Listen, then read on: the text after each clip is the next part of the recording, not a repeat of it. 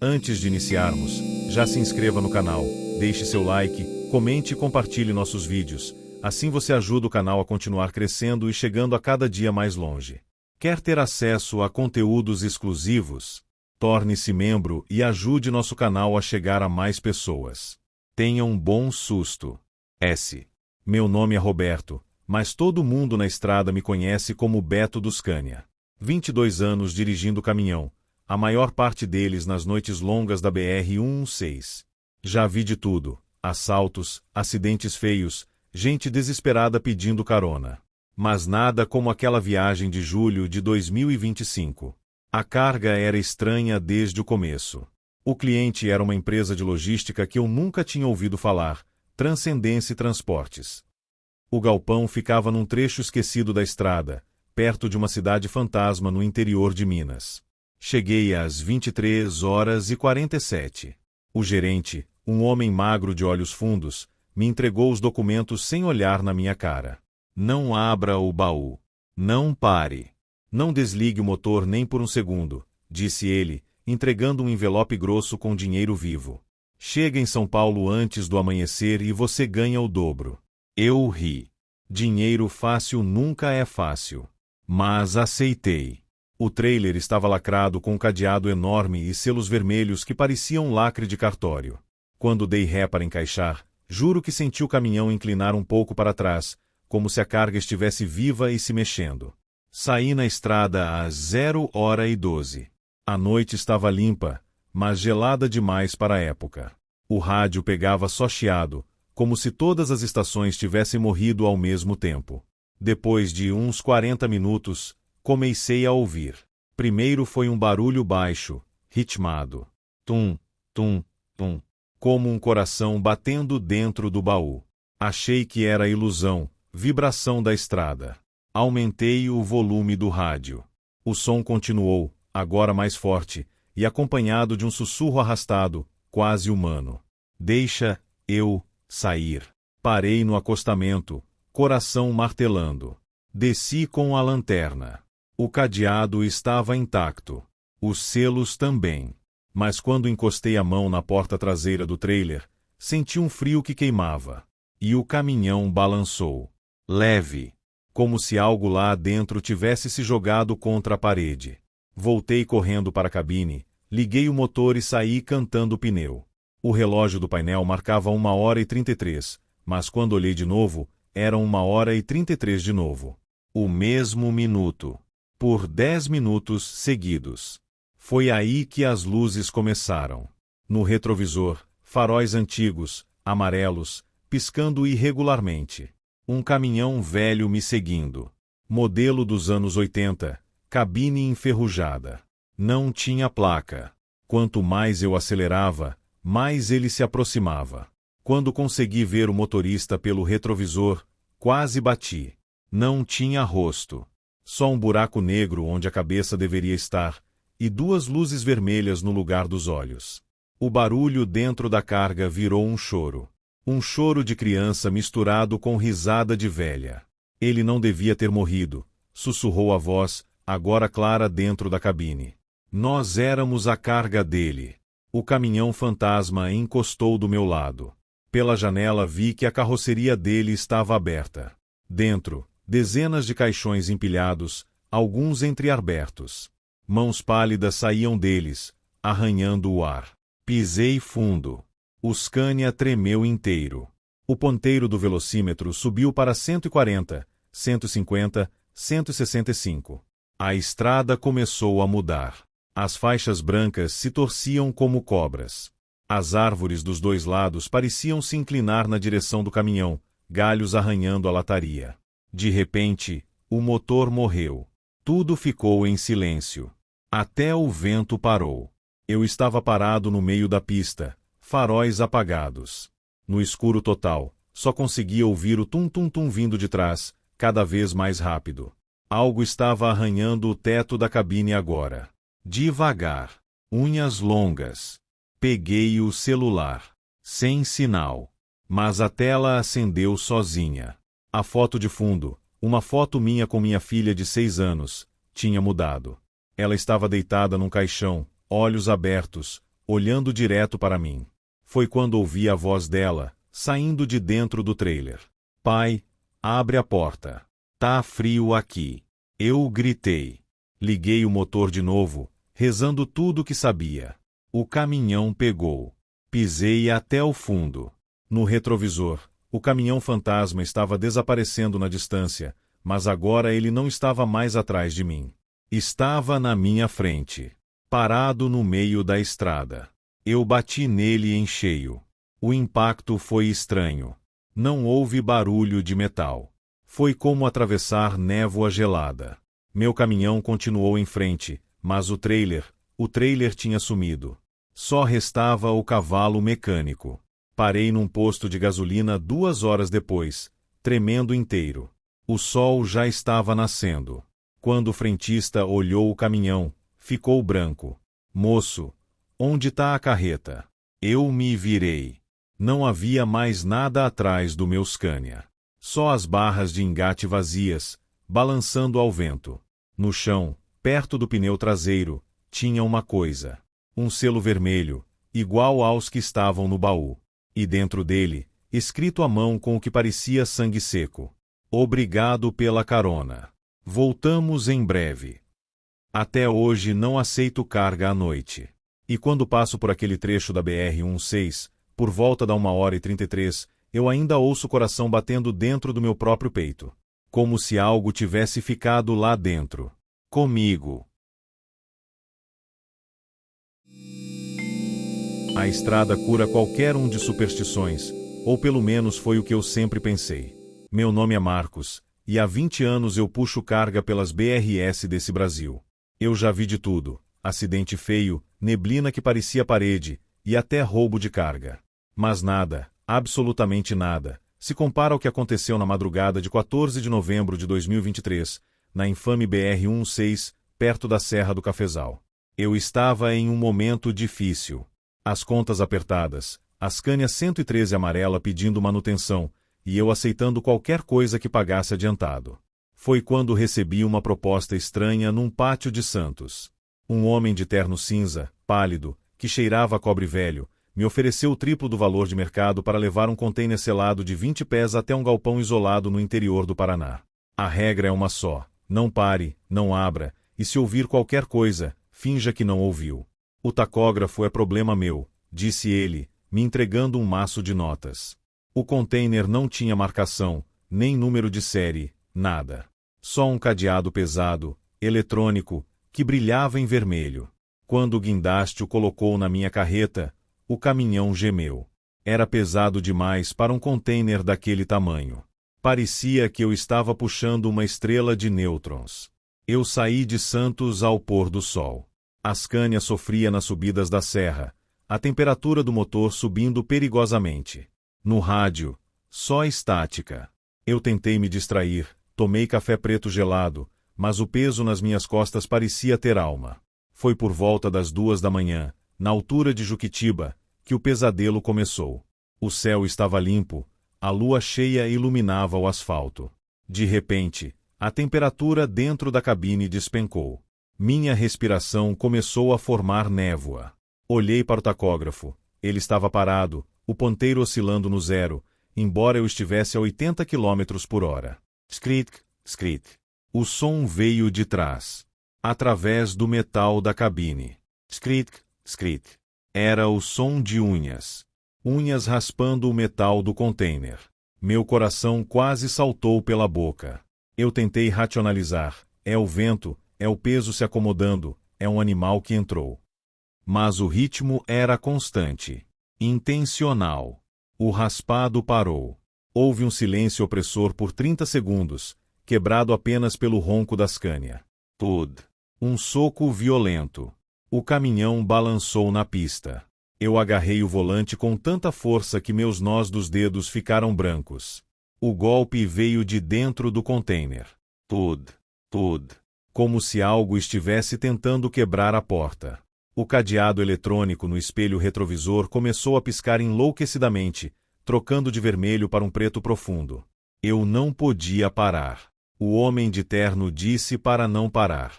Eu acelerei, descendo a serra como um louco, o freio motor gritando. Eu queria distância daquela coisa. Foi quando a estrada à frente desapareceu.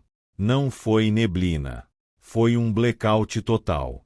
Meus faróis continuavam acesos, mas a luz não avançava. Ela batia numa barreira de escuridão absoluta que parecia engolir a rodovia. Eu freei desesperado. O bitrem rabiou, os pneus cantaram, e o container lá atrás gemeu com um som que não era metal, mas um grito gutural, baixo, que fez meus dentes vibrarem. Eu parei no acostamento. O motor morreu. Tudo desligou. O rádio ligou sozinho na estática. Através do ruído, uma voz infantil, distorcida, começou a sussurrar. Você trouxe, você nos trouxe. Está com frio, abra, está com tanto frio. Olhei para o retrovisor lateral. O cadeado eletrônico não estava mais vermelho. Ele estava aberto. As portas do container estavam se abrindo lentamente, deslizando contra a força da gravidade. Uma gosma preta, como piche misturado com sangue, começou a escorrer pelas portas.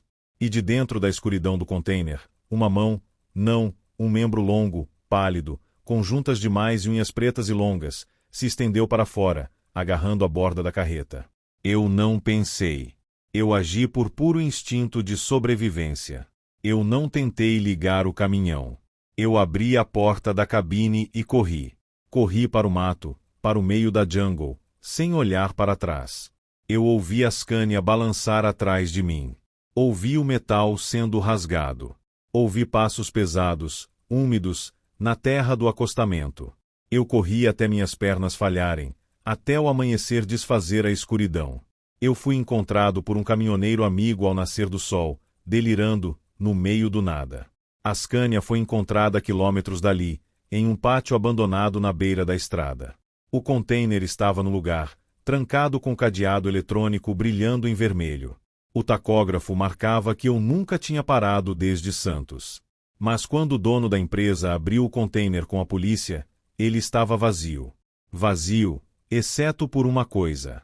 No fundo do metal cinza, havia uma única impressão digital de mão. Uma mão enorme, pálida, e o piche que eu vi estava queimado no metal, formando a palavra. Entregue. Eu nunca mais aceitei carga de selado. Eu nunca mais viajo depois da meia-noite na BR-116. E toda vez que estou sozinho na estrada e ouço um skritk, skritk, no metal, eu rezo para que seja apenas o vento. Porque eu sei o peso que a escuridão pode ter.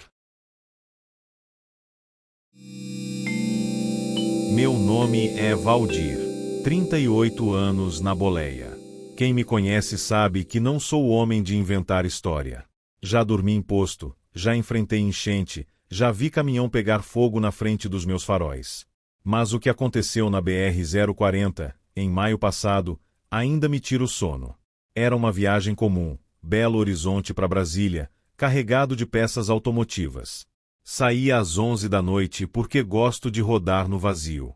O rádio estava tocando aquelas modas antigas, o motor ronronando firme. Tudo normal.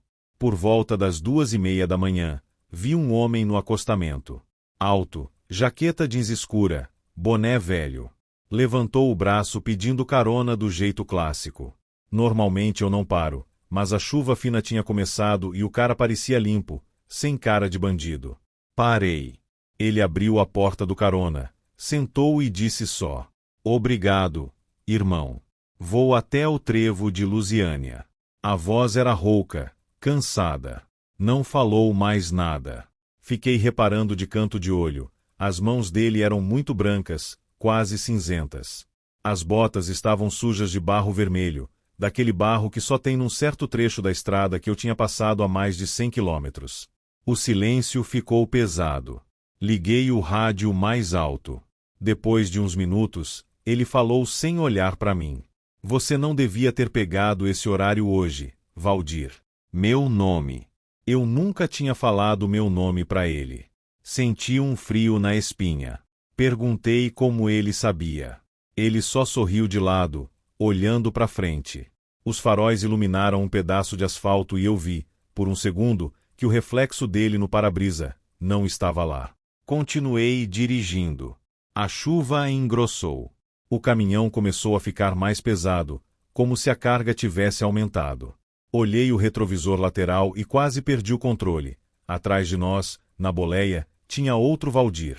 Eu mesmo. Mesmo rosto, mesma camisa, mas com os olhos fundos e um corte feio na testa. Ele estava olhando para mim, balançando a cabeça devagar, como quem diz não. Quando olhei de novo, o passageiro tinha sumido.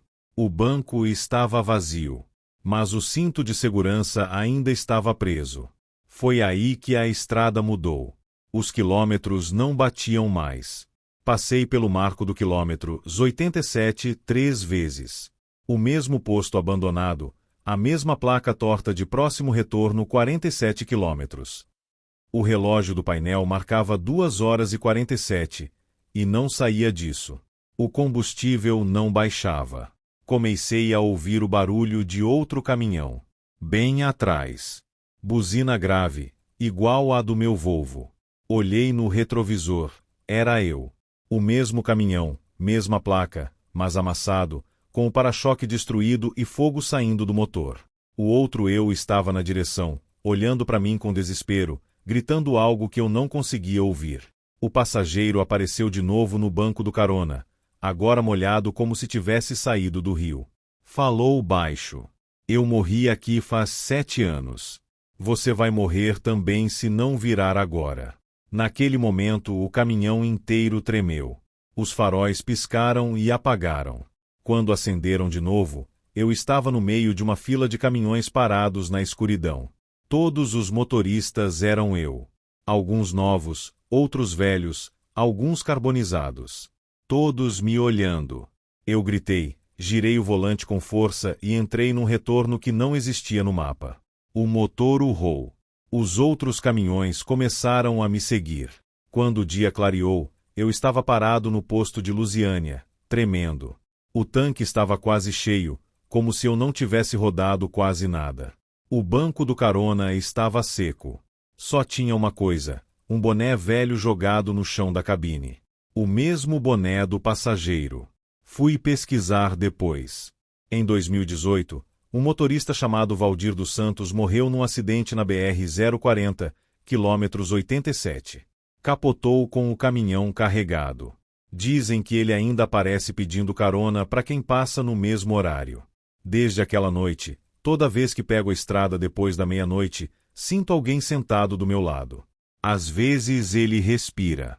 Às vezes só fica quieto. E o pior é que, de vez em quando olho pro retrovisor, eu vejo ele sorrindo. Como se estivesse esperando eu finalmente decidir ficar. Meu nome é Josimar. Todo mundo me chama de baiano na estrada. 26 anos rodando o Brasil afora, quase sempre sozinho. Nunca fui de acreditar em assombração. Até aquela noite na BR-101, sentido sul, perto de Joinville. Era uma viagem de madrugada, carregado de madeira. Saí de Curitiba às 23 horas. A estrada estava molhada, garoa fina caindo, e o vento cortava frio. Por volta das 3h10, vi um caminhão parado no acostamento com o pisca-alerta ligado. Modelo antigo, um Mercedes-Benz amarelo desbotado, daqueles dos anos 90. Parecia quebrado. Diminuí a velocidade. Um homem estava em pé ao lado do caminhão, acenando com o braço. Jaqueta de couro preta, boné surrado. Parei uns metros à frente e baixei o vidro. Problema no motor? Perguntei. Ele se aproximou devagar.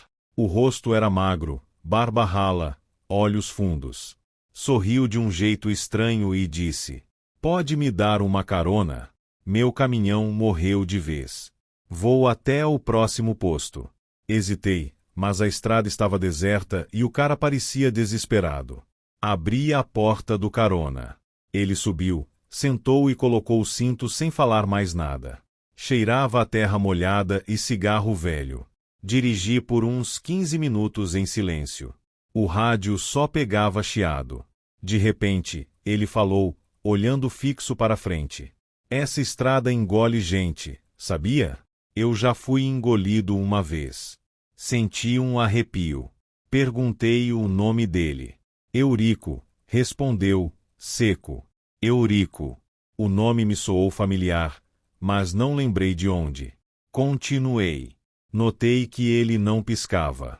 As mãos dele, apoiadas nas pernas, pareciam transparentes sob a luz fraca do painel. Quando olhei de novo, estavam normais. A garoa virou chuva forte. Meu caminhão começou a puxar estranho, como se estivesse mais pesado. Olhei o retrovisor lateral e quase joguei o volante. O caminhão amarelo que ele tinha deixado para trás estava agora vindo atrás de nós. Faróis apagados. Sem motorista visível. Mas o pisca-alerta continuava ligado, piscando devagar. Eurico, seu caminhão está vindo atrás, falei, a voz tremendo.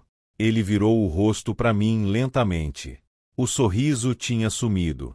Ele sempre vem. Não adianta correr. Foi quando o motor do meu caminhão falhou. O painel inteiro apagou.